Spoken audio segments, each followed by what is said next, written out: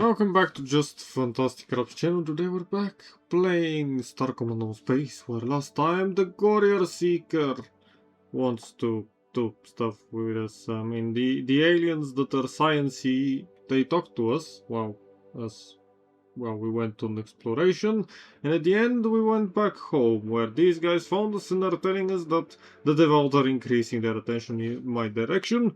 They have even incorporated the claw into the latest incarnation of their eschatology. Ah, how flattering! This would simply imply that the absolute value of their respect for you is high, but I don't think flattery is their intent. It is a clever stratagem they use. They have observed your interest in the remnant artifacts. Their sermons are now subtly changed to connect to the Talonian and Commander Fantastic. Now your investigations conveniently fulfill fresh prophecies and their converts grow. You know that you are the focus of attention. They will pursue you with fanatism. And do not assume their irrational superstition means they are fools. Thanks for the heads up. You're welcome. You share our interest in knowledge and enmity towards the devout. We're hearing reports that their ranks are growing even faster, and with new converts they gain access to superior technologies. We'd like to trade with you. Do you have a thing? We're getting this because we researched the thingy. We can buy things from them, by the way. I just buy these because we had some silver to spare. And communications, and back to research. So we have this thing, low powered energy cell. Probably used to keep very low energy usage components used for long periods of time. 25 research points, small device with varying lenses. Long range versatile spectrum camera capable recording and storing in large quantities of information with little power. And magnetically sealed device. Actually used to isolate biologically hazardous organisms in transport. Good things. We get some nice research points that we're just going to spend immediately because that's how we roll. And module card increases performance penalty for damaged modules. Yes, that would be amazing. And then we'd like exhaust vents. That is going to be quite useful later on. Not right now, but later on. Anything else? Anything else? Nope. Okay then. Next up is we go off to the races. Shipyard. Anything cool? Anything interesting? Not right now. Utilities, reinforced vents, and crew quarters, and scanners, and that's an exhaust port. Nice. We can have one here, technically. If I remove this piece of the claw, I can have this exhaust port. It will get us basically something. It will give us something. But it gives us this ship's unique... Well, unique face. We don't have. We need ethylene. We're looking for ethylene to make a bigger ship. But we'll have to wait. For now, we go off. And going off means we are off exploring. Nowhere in particular. There is this place that is. Well. There, and we can continue going closer to the Brodigger with this thing. Let's use that. Last time we repaired the refinery, so we should be getting some resources from time to time. But right now, we just want to explore. And also these guys gave us a mission. So let's try and... Oops. Let's overshoot that flinger.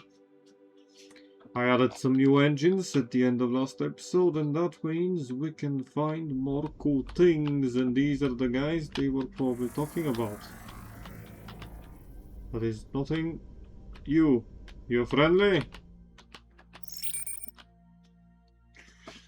We have watched your ships appear near the Esham and wondered when you would venture here. Do you come as a servant? Same? or a suzerain to the Lokoan. And Stritons in the countryside, they're trying to decide whether we think we are weaker, equal, or stronger in power to them. Given their first contact question is about strength, I presume that's the trait they respect. Let's say that we are the same as you. Perhaps similar in strength, but not in number, as we have observed. But if you do not challenge us, we will not challenge you. Tread softly here. What do you know about the devout? Impudent proselytizers. They have sent missionaries into our space. We have seen what happens when they gain a following. They do not last long. What happened in this region? We've seen signs of a terrible war. No fault of ours. As the Empire fell, the former vassals fought over what beliefs were true, and who or what made the laws. When they were done, we offered order. Tell us more about the fallen Empire. Surely it was here as it was wherever you're from. The Empire built the great works, kept order and peace. From great heights it fell. Now her former vassals try to carve out little empires of their own. We have visited the planet that you're demanding tributes from. Yes, we collect resources from them and provide security in return. Try to convince them that they're... Well, with a zero modifier, it's a roll of the dice. Demand alone... Yeah, let's try it. It could only go bad. It went bad. You're trying to sabotage our control over this region. We will increase our demands as a lesson for the colony and leave your wreckage as a warning. I see. I see, so it means war then. As I said, they can't demand tribute if they're dead. Okay, point defense. Point defense. Point defense is doing work. I didn't mean to press that. And as always, my amazing strategy of back towards enemy seems to be proving quite well. I mean, at some point they will definitely find out that it is not a good idea to be facing me. And at that point they should either forgive or, well, forget the fact that they wanna murder. Like at what point will they give up on fighting me and just lower the tributes they demand? I don't know, but we'll find out. And as they start by war in the plus few, well, it's the same thing. Return to the ship, we found nothing. And with nothing means we get nothing. Other than the crew experience, so which is good. Experience is nice. My ship is quite fast now. I am enjoying that. Look, another place that had war. With 70, with 11 titanium. Good job, our people.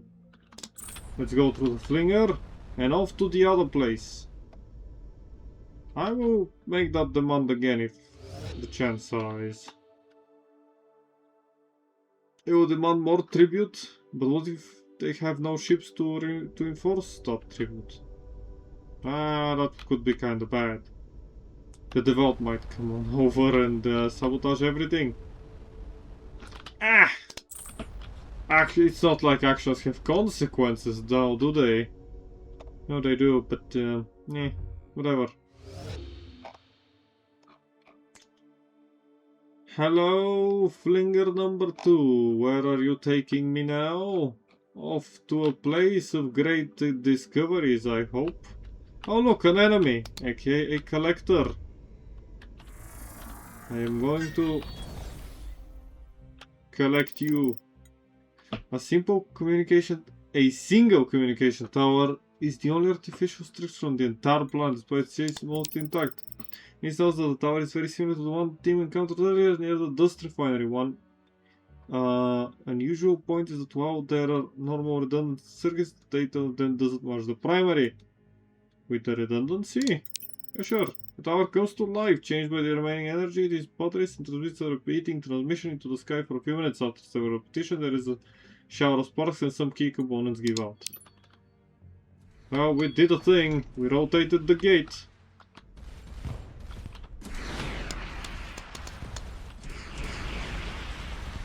I love how we are just firing rockets at each other. And then they meet my butt lasers. And then everything just finishes because butt lasers. Hello, planet with stuff on it.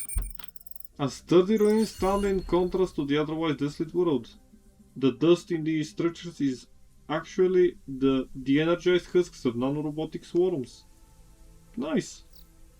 Apart from shifts and tilts due to the geologic activity, the buildings are perfectly intact. Their interiors are filled with dusty, desolate halls and corridors, but no evidence of habitation.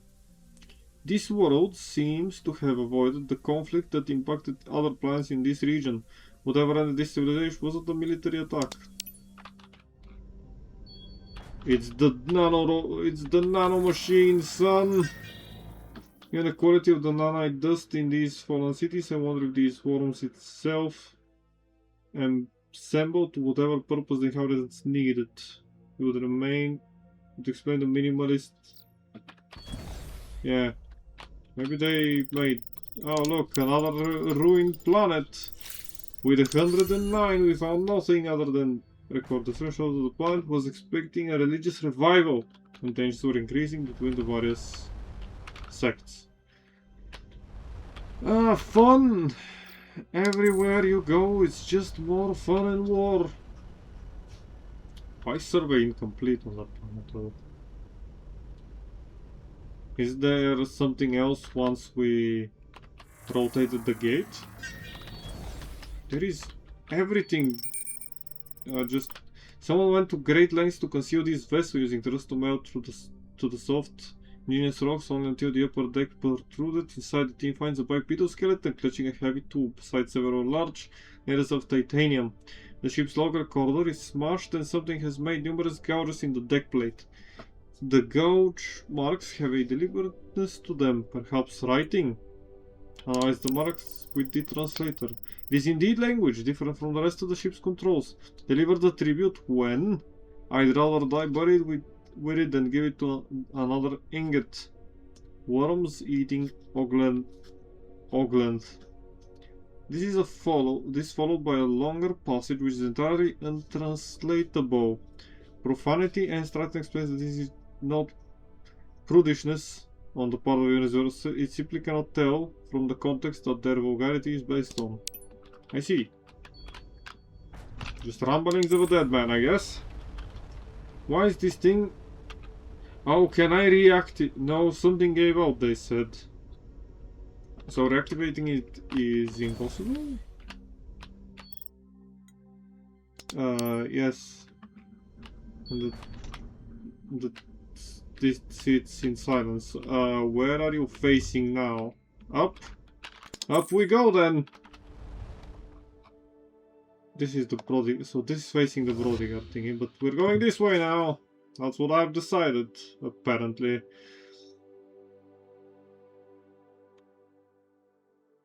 Hello, buddies! I have come to this tiny system. It's tiny. Something on this planet and something on the other one, I'm guessing. This ordinary looking moon has those remains of titanium collected from centuries of meteor deposits. Just free titanium. Thank you. Let's deploy this in the other. An enormous cruiser has been sitting on the surface of this temperate world for some time. Judging by the trees and plants growing on its hull, surprisingly it is not a derelict. The energy signature is normal and a number of its systems are powered. When the team approaches, a group of scaly bipeds come towards to their position. After a lengthy dialogue, Stratton explains that the vessel was one of many groups of refugees to flee the post-Empire conflicts. They were lucky in having the engineering skills to redirect a nearby flinger temporarily and reach this remote system. They are now concealed. Concerned that with the flingers directed here, it is only a matter of time before the location of Loco and Devout or others seize their vessel. We would offer you the gold from our defended engines and let you examine our ship system if you would promise to redirect the flinger back away from our refuge. Yes. We're most grateful once you have changed the flingers. But it will now be mostly inconvenient to return here, so we'll make good on our end of the bargain. This is an impressive one. Despite being several hundred years old, its technology under the refugees' care will likely keep on functioning. Hold yours, please do not delay, it is only a matter of time before someone discovers us. I have nothing to gain from sitting here, so I will go away. And I will do as they ask.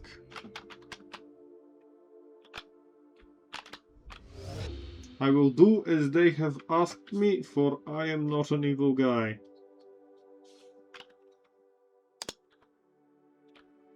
I might need to repair this, which I will have to do, but... yes, that's why this was incomplete. One Charolite, sure. I don't have the means of repairing, but as soon as I am able to, I will. Hopefully we find Charolite nearby so that we can fulfill our promise. Or somebody to trade with, and then get Charolite from them too. Anyway, these guys probably should be fine for at least a little while. Hello, planets. Hello, rockets flying at me.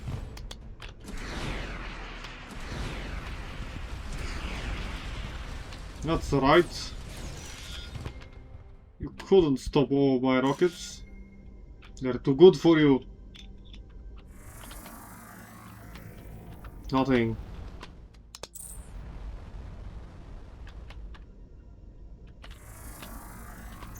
Something. The atmosphere of this planet has some unusual the material composed we've seen before. Definitely we want to double check the seals on our environment before landing. A handful of broken skyscrapers raise out of an unnaturally thick yellow fog like decaying tree stumps in a swamp. Fog is probably a bioweapon intended to eliminate the population but leave the infrastructure intact. As Briggs reaches the land on atop one of the more suitable looking buildings. Analytics of the fog shows that it is a complex molecule that wreaks havoc on anything organic, potentially including the seals in the team's suits. The civilization was wealthy. Scans show valuable resources in the structures, but the most safe accessible have already been removed. Lead search for resources. Let's try that. It could only go badly. It went badly. Explores the level with some aluminum scraps. The floor gives away, dropping half of the crew several meters into the upper mist. Those safely above quickly pull them up, writhing in pain from the deadly vapors. There are still 8 structures that may hold valuable... yeah, how about no? What is that? A CXDA hauler? We could talk to them. Maybe they have something that they could give us? No, they still don't want to trade with us, if I remember correctly. The survey team makes several passes over the location from the Brodiger log without success. Pilots the lander to precise coordinates and begins blasting the sand away with the stabilizer's engines. Several meters below the surface, large chest of neutronium. Chest surface has been mottled with a pattern that made it nearly invisible to the ground, penetrating scanners. We got it anyway. Based on what I've seen on the Brodigar, I wouldn't be surprised if they steal from each other as much as they extort from their victims. These hidden caches are probably the equivalent of their banking system. Is no one else going to come and notify that we met space pirates who actually bury treasure? Yes.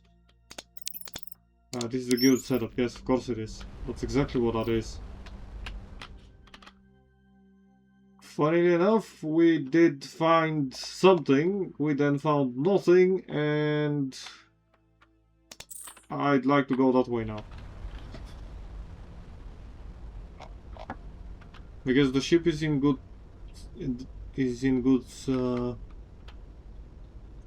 health. The support crew is absolutely fine. My main crew members are not fine, but they will bear with it. It will be okay. They're damaged, but they should be fine. No more weird dreams. I do feel like a better understanding of celestial navigation though. That's a lot of enemies. That is a lot of enemies. I don't have the time nor the resources currently available to me to fight those off.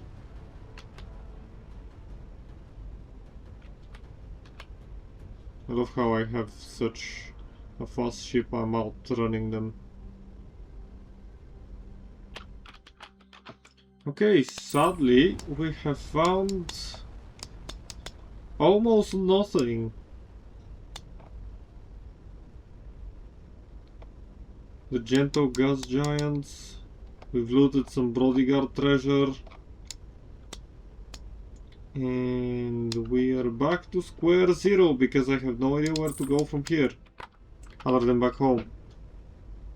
But you know what? For now, that's all we have. I'll just return home and then just do nothing basically because we need to. I'm thinking about retrofitting the ship or seeing where we explore next. But you know what? That's it for now. Thank you for joining me and have a great day.